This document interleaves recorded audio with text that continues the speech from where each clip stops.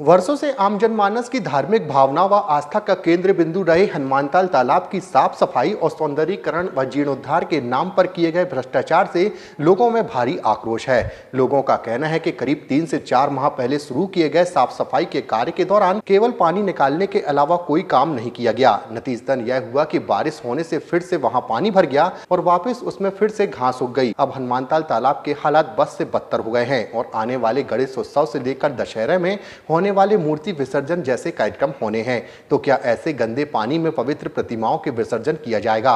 जिसके चलते पूर्व विधायक विनय सक्सेना ने आर्थिक अन्वेषण ब्यूरो को एक शिकायत पत्र सौंपकर मांग की है हनुमानताल तालाब के साफ सफाई व जीर्णोद्धार के कार्य में किए गए भ्रष्टाचार की उच्च स्तरीय जांच की जाए।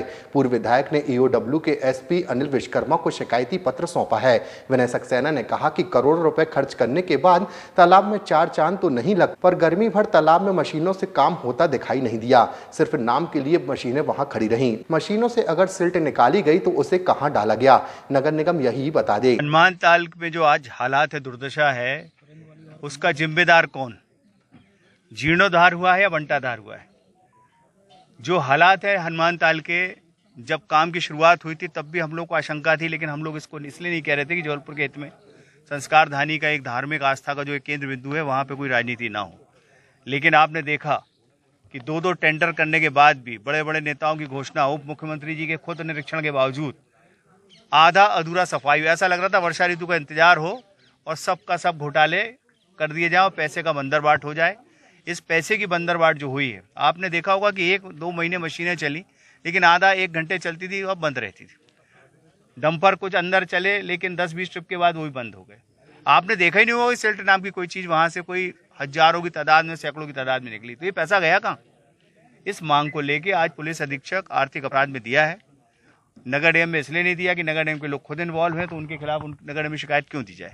इसके बाद हम लोग लोकायुक्त पे देंगे और फिर माननीय उच्च न्यायालय के पास भी जाएंगे। हम लोग चाहते हैं कि जो बड़े बड़े नेताओं ने घोषणा की, कईयों ने पूजा पाठ करा ली, विधायक जी चले गए। मैं ये भी प्रश्न हम लोग का आज किसमें है कि सांसद विधायकों ने कितनी राशि दी, या सिर्फ घोषणावीर बने रहे, या सिर्फ दिखावाबाजी करते रहे। इन सब मांग को लेके आज आर्थिक अपराध में जो हम लोगों ने ये दिया है, और ये आपको कॉपी जो आज देख रहे हैं कि आर्थिक अपराध में हम लोगों ने सौंपी है।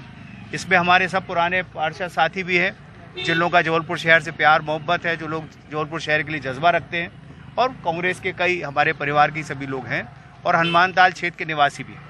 ये जो घोटाला किया गया है कि जनप्रतिनिधि द्वारा या फिर ठेकेदार के द्वारा? इसमें ठेकेदार, जनप्रतिनिधि और अफसर, बगैर इस तीनों की मिली भगत के ये जो एक गठजोड़ बना है ठेकेदार का, नेताओं का और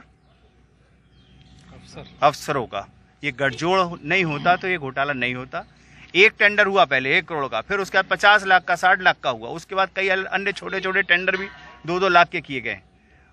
पार्षदों ने भी उसमें खर्च कर लिया, तो ये पैसा गया कहाँ? आज आप जाके स्वयं देखें। हम चाहते कि हनुमानताल की दुर्दशा जबलपुर शहर के नागरिकों को जाके देखना चाहिए। इसके पहले जब हम लोग मेरा कार्यकाल था तो हमने 2.5 करोड़ की मात्र डीपीआर बनाई थी।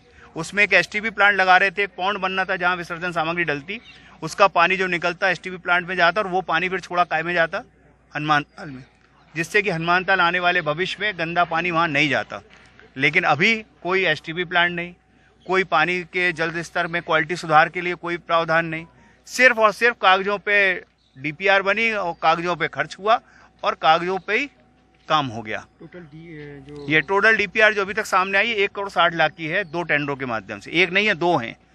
कई लोग उसमें कह रहे हैं साहब 1 टेंडर, जबकि 2 टेंडर है वो। और उसके अलावा कई अन्य टेंडर होंगे जिसकी हम लोग अभी पड़ताल चल रही है। बहुत जल्दी आपको इसका खुलासा और होगा। हम लोग लोकायुक्त महोदय को भी इसकी शिकायत करने वाले हैं। मध्य प्रदेश की हर पल की ताजा खबरों व हमसे जुड़े रहने के लिए हमारे YouTube चैनल को लाइक व शेयर और सब्सक्राइब करें, ताकि हम आपको हर खबर आप तक पहुंचा सकें। जुड़े रहने के लिए धन्यवाद।